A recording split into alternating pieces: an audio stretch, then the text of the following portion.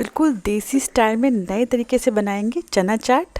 एक बार बनाकर देखिएगा, इसे खाने के बाद आपका पेट भरेगा, मन नहीं। तो चलिए इसे बनाना शुरू करते हैं। तो मैंने यहाँ पे 1/4 कप काबुली चना को 8 घंटे के लिए पानी भिगोकर रख दिया था। 8 घंटे बाद ये अच्छे से फूल गए हैं। इन्हें साफ़ पानी भिगोइएगा, तो इसे उबालते समय हम इसी पानी का इस्तेमाल कर सकते हैं।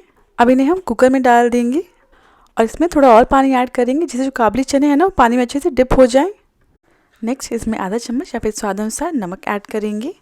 अब इस पर ढक्कन लगा देंगे और मीडियम फ्लेम पर 3 से 4 सीटी आने तक इसे पकने देंगे। नेक्स्ट मसालों का सिंपल मिक्सचर बना लेंगे।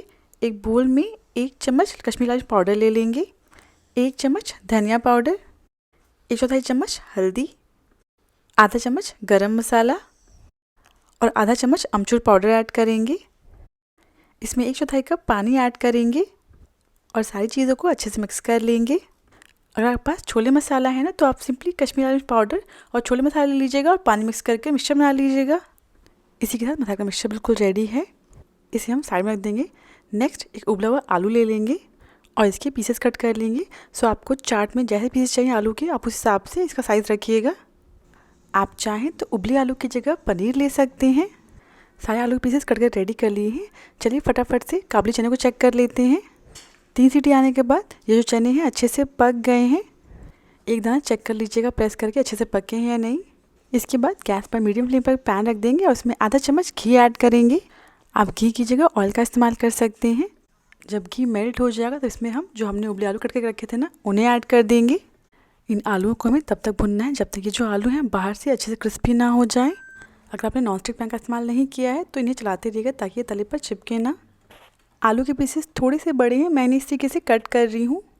थोड़े छोटे पीस चाट में अच्छे लगते हैं खाने में, तो आप पहले ही थोड़े छोटे पीस कट कर लीजिएगा।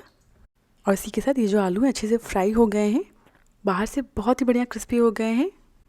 इन्हें हम पैन से निकाल लेंगे। सेम पैन में ज़रा सा घी और ऐड करेंगे। गैस की फ्लेम को लो रखिएगा। घी मेल्ट हो जाने के बाद इसमें हम 1/4 चम्मच जीरा ऐड करेंगे और 1/4 चम्मच हींग ऐड करेंगे। एक बार इन्हें फटाफट से चलाकर मिक्स कर लेंगे।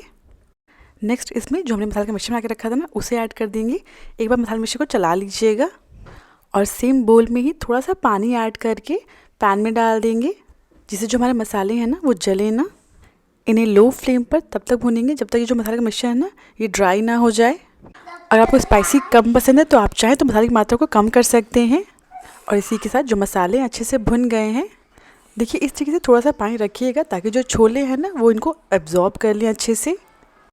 अब इसमें जो हमने छोले उबाल कर रखे थे ना, उसका पानी अलग करके छोले को पैन में डाल देंगे।